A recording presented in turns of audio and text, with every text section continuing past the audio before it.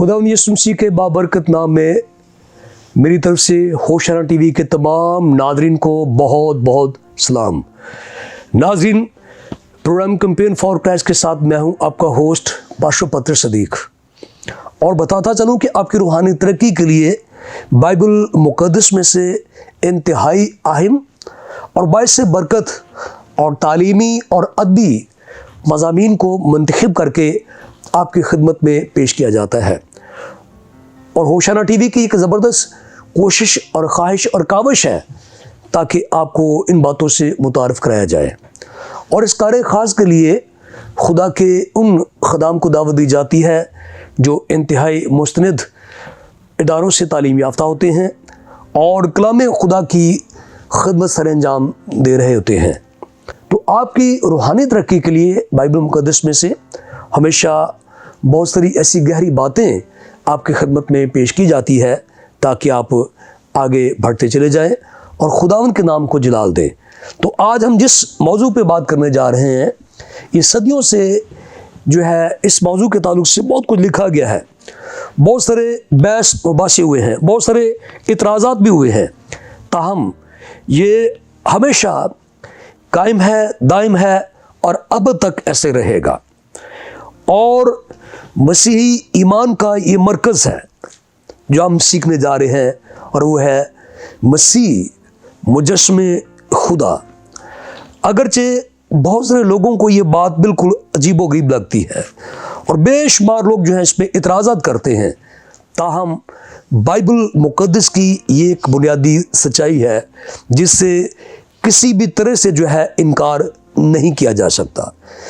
जब हम 66 किताबों को बैनस्तूर पढ़ते हैं और गहरा मुताला करते हैं और ख़ुसूसन अहद जदीद की तलावत करते हैं या मुताला करते हैं या पढ़ते हैं या स्टडी करते हैं, तो हमारे सामने ये तस्वीर बहुत निखर कर सामने आ जाती है कि यीशु मसीह सिर्फ़ एक इंसान नहीं थे बल्कि वो खुदा भी थे।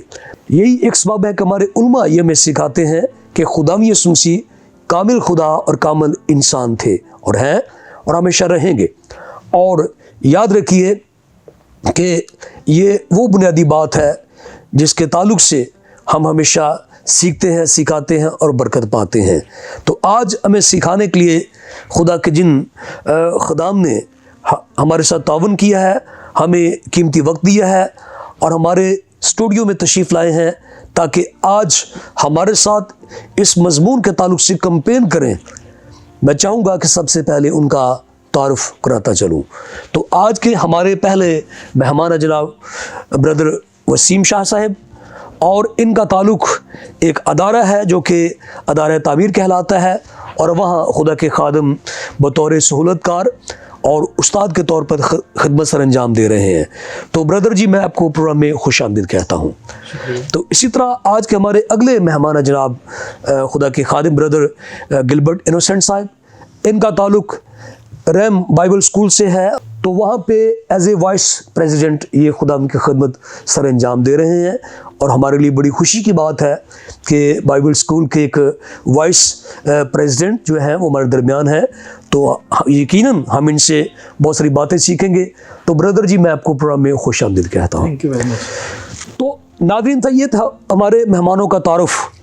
तो आज हम इंतहाई गहरी और इंतहाई बाइस बरकत और तालीमी बात सीखने जा रहे हैं।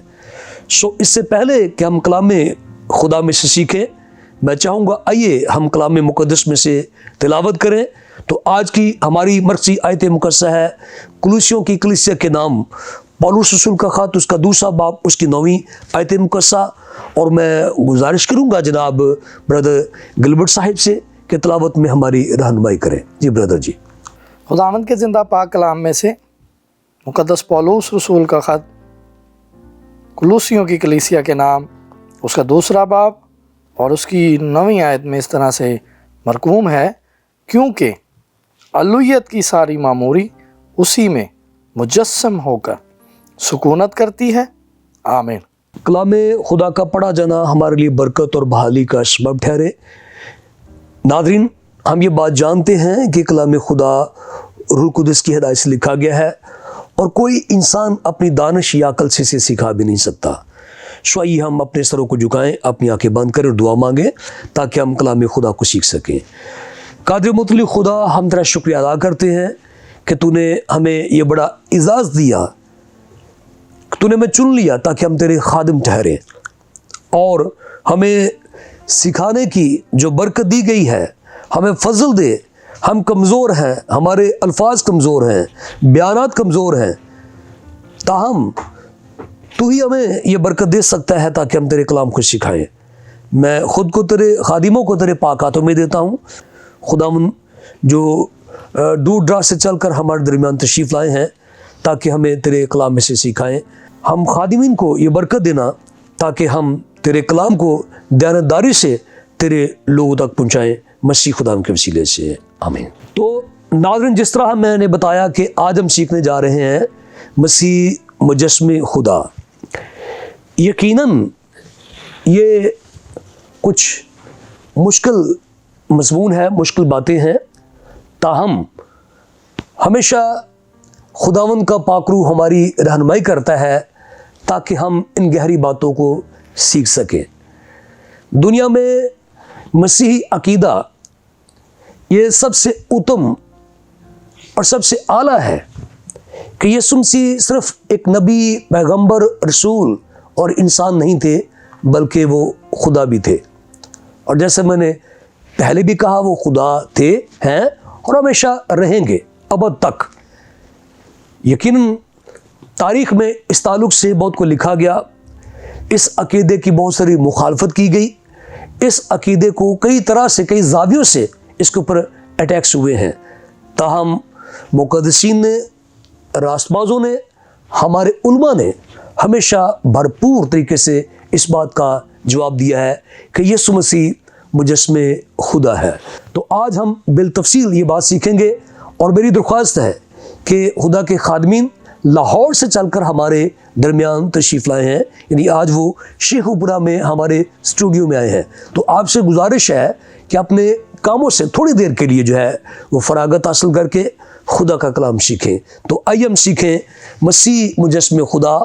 اور سب سے پہلے میں گزارش کروں گا جناب بردر وسیم صاحب سے کہ ہمارے ناظرین کو بتائیں کہ مسیح مجسمہ خدا ہے. جی بردر جی. بہت بہت شکریہ.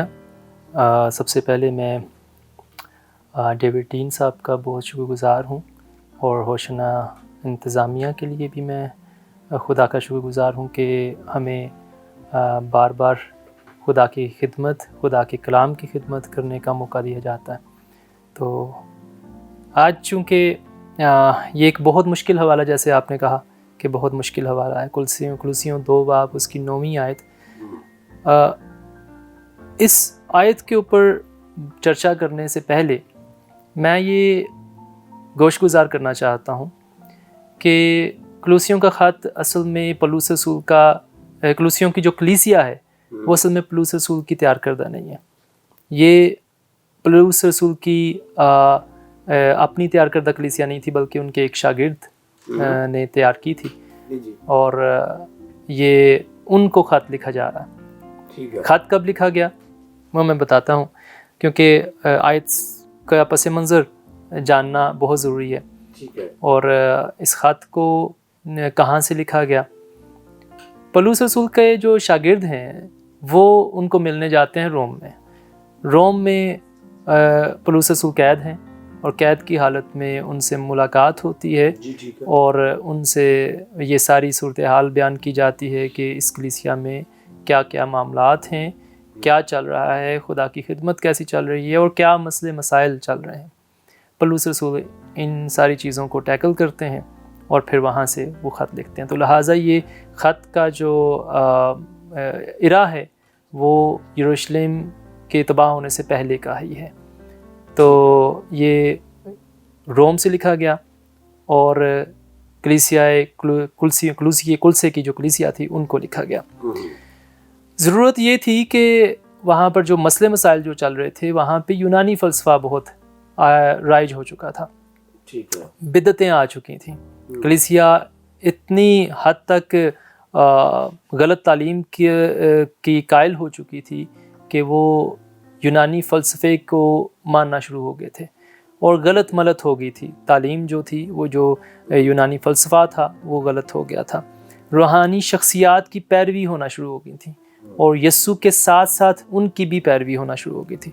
تو یہ وہ معاملات تھے جو وہاں پر چل رہے تھے. ایک خاص قسم کا نالج حاصل کرنا چاہتے تھے لوگ, خاص قسم کا مخفی علم حاصل کرنا چاہتے تھے, جس کو وہ گنوسٹکس کا بعد میں ہمیں پتہ چلتا ہے کہ یہ گناستی جو لوگ تھے وہ وہاں پر. تو یسوع کی شخصیت کو اتنا مسخ کر دیا گیا تھا کہ وہ الوہیت سے بالکل ہٹ چکے تھے. وہ یسوع کو ایک انسان کے طور پر تو لے رہے تھے, لیکن وہ ایک خدا کے طور پر اس کو نہیں لے رہے تھے. پیشتر اس سے کہ میں مزید اب آیت کے اوپر چلیں, لیکن میں یہ چاہتا ہوں کہ یہ خط جو ہے اس کو ہم 2 خاص قسم کے مضامین میں بانٹ سکتے ہیں. کیوں نہیں. یہ جو خط ہے اس کے پہلے جو 2 باب ہیں اس میں ہمیں خداوند یسوع مسیح کی خود مختاری کو بیان کیا گیا ہے, وہ خود مختار ہیں. اور دوسرا کہ یہ وہ اس میں وہ خدا کے بیٹے کے طور پر وہ یہاں پہ پولس رسول ان کو متعارف کرواتا ہے. جو تیسرا اور چوتھا باب ہے اس میں وہ مسیح سے وابستگی کی طرف اشارہ دیتا ہے اور ان کو مسیح کے تابع واپس لانے کی لیے واپس آنے کی بات کرتا ہے. تو یہ تھا یہ سارا پس منظر جس کے تناظر میں یہ خط لکھا گیا. اس آیت میں پولس یہ بتاتا ہے کہ بلکہ جتاتا ہے کہ صرف اکیلا مسیح جو ہے وہی نجات دہندہ ہے, وہی نجات دے سکتا ہے, جس کے پاس الہی اختیار ہے, جو خدا کا چنیدہ ہے. اسی میں تمام انسانیت آرام پاتی ہے, اسی میں تمام انسانیت کی امید پنہا ہے. اصل میں یہی کلوسیوں کا خط کا مقصد بھی تھا, یہی اس کا پیغام تھا جو پولس رسول کلوسے کی کلیسیا کو پہنچانا چاہتا تھا. اس آیت میں یسوع کو مکمل طور پر الہی شخصیت قرار دیا گیا ہے. جیسے کہ میں نے کہا کہ وہاں پہ بدعتیں تھیں, اور ابھی میں آگے چل کے میں مزید آپ کو بتانا چاہوں گا کہ ایک خاص قسم کی بدعت بھی تھی وہاں پہ. لیکن یہاں پر یسوع کو وہ مکمل طور پر الہی شخصیت اس لیے قرار دیتا ہے کہ وہ وہاں پر یسوع کی شخصیت ہی کو تو مسخ کیا جا رہا تھا. اور اگر ہم اس پر ایمان رکھتے ہیں کہ یسوع مسخ شدہ شخصیت ہے تو پھر ہمارا ایمان کسی کام کا نہیں ہے, بلکہ ہم فلسفے کو اور روایات کو ہم ترجیح دے رہے ہیں. اور وہاں پر بھی ایسا ہی چل رہا تھا کہ وہاں پر فلسفے کو, یونانی فلسفے کو بھی رواج دیا جا رہا تھا اور روایات کی طرف واپس پلٹایا جا رہا تھا لوگوں کو. اور روایات کون سی؟ وہی یہودی روایات کی طرف واپس ان کو لایا جا رہا تھا. یسوع کامل طور پر نجات دہندہ ہے, یہ اس خط کا مضمون ہے. اور یہ بتانا وہاں پہ اس لیے مقصود تھا کہ یسوع کوئی چھوٹا خدا نہیں ہے, کیونکہ وہ اصل میں یسوع کو چھوٹا خدا سمجھنا شروع ہو گئے تھے. وہ یہ سمجھتے تھے کہ یسوع ایک محدود راستہ ہے, ایک راستہ ہے, ایک خدا ہے, ایک چھوٹا خدا ہے جس کا اختیار اس کے مطابق بہت چھوٹا ہے, بہت محدود ہے, اور وہ بس ایک کام ہی کر سکتا ہے. تو وہ نجات کے لیے کافی نہیں ہے. لہٰذا ہمیں دیگر شخصیات کو, روحانی شخصیات کو, یا ان کی مذہبی جو شخصیات ہیں, یا ان کی جو بادشاہی شخصیات جو ہیں, جو بادشاہ لوگ ہیں, ان کو بھی ماننا بہت ضروری تھا. یہ اصل میں یسوع کی شخصیت, اس کے اختیار کو کھلا چیلنج تھا. کلسے کے لوگ گنوسٹکس کی بدعت کے بہت زیادہ شکار ہو چکے تھے. جیسے میں نے پہلے کہا کہ میں آپ کو آگے چل کے بتاؤں گا, تو گنوسٹکس کی بدعت کے وہ شکار ہو چکے تھے, جس وجہ سے وہ یسوع کی تعلیم سے ٹوٹلی طور پر ہٹ چکے تھے. اس سے کامل نجات پانے کے ایمان سے وہ ہٹ چکے تھے. لہٰذا پولس کا یہ بتانا ان کو یہ مقصود تھا کہ یسوع کے اندر خدا ہے. یسوع وہ یہ چاہتے تھے, گنوسٹک یہ کہتے تھے کہ یسوع اصل میں خدا نہیں ہے, اس کے اندر خدا نہیں ہے, وہ ایک محدود خدا ہے. لیکن پولس رسول یہ بتانا چاہتا تھا کہ یسوع مکمل طور پر خدا ہے. ہم دیکھتے ہیں کہ یونانی فلسفے کے اندر بہت زیادہ بہت مدت بعد میں یہ بات بھی آئی کہ تمام جو کائنات ہے وہ اصل میں خدا کی ایک جو ان کا دیوتا ہے اس کی حضوری سے پر ہے. تو یہ ان کے اندر سوچ چل رہی تھی, اور اسی سوچ کو لے کر پولس رسول پھر یہ آیت رقم کرتا ہے, اور وہ کہتا ہے کہ الوہیت کی ساری معموری, وہ جتنی بھی کائنات کے اندر بھرپوری ہے, جتنی بھی کائنات کے اندر جو طاقت ہے, قوت ہے, وہ اسی میں مجسم ہو کر سکونت کرتے. تو اس وجہ سے یہ آیت کو رقم کیا گیا. ٹھیک ہے. ابتدائی کلیسیا میں ایک اور وہاں پہ ایک اور بدعت بھی تھی، وہ تھی اسے ہم جانتے ہیں ڈوسیٹزم کے نام سے.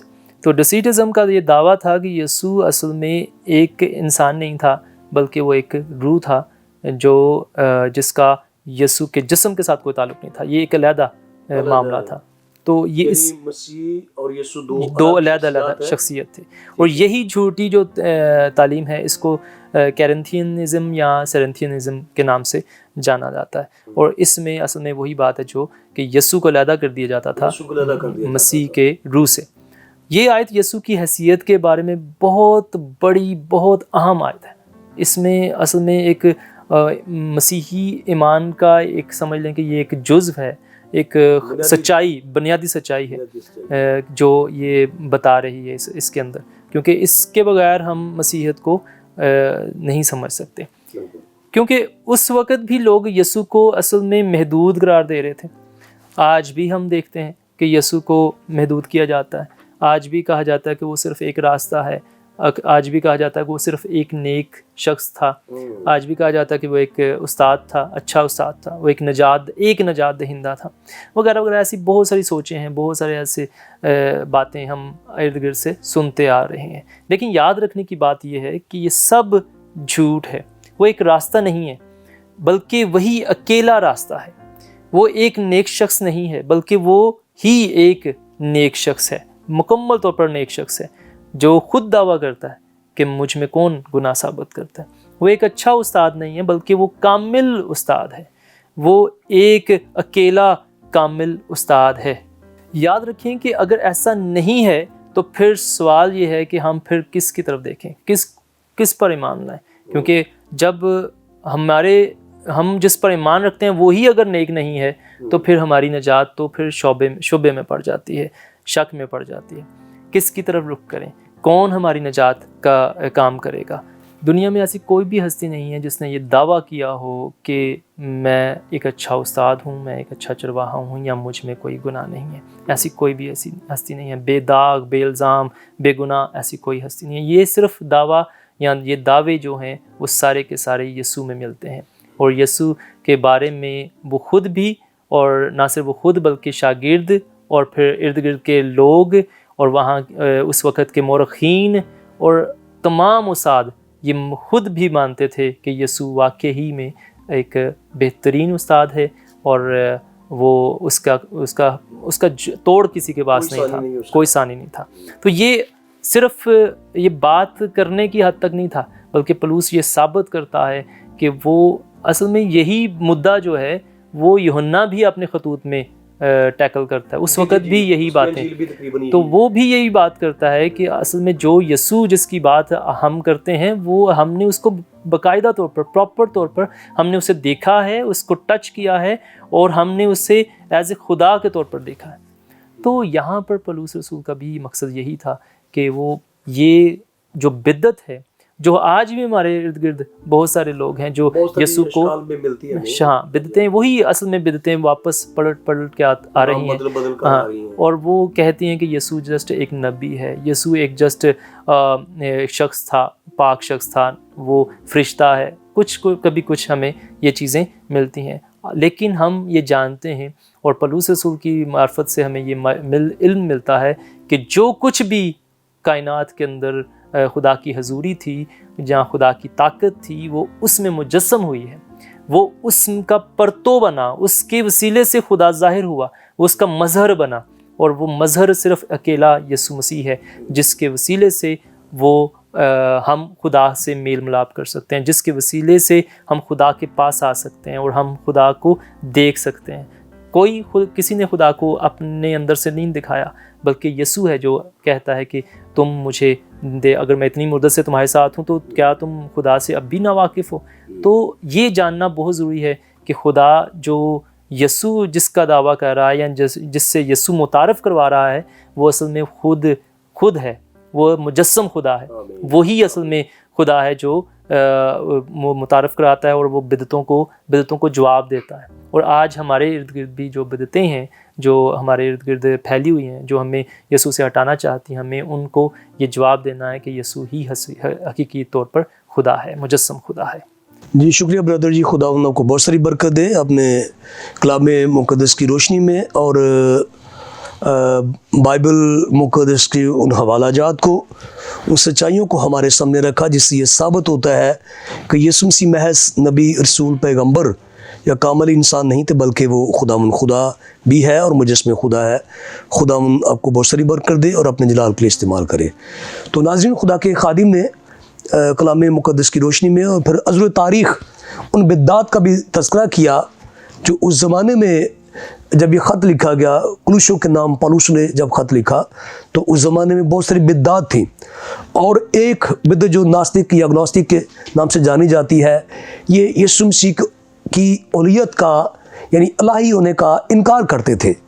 ان کا خیال تھا کہ مادہ ہر حال میں برا ہے اور خدا کبھی مجسم نہیں ہو سکتا، اور پھر ان کا یہ بھی عقیدہ تھا ڈیمی اورگس نامی جو ہے ایک خدا ہے جو خدا سے چھوٹا ہے اور اس نے ساری کائنات بنائی ہے، اصل خدا کبھی بھی وجود میں نہیں آ سکتا۔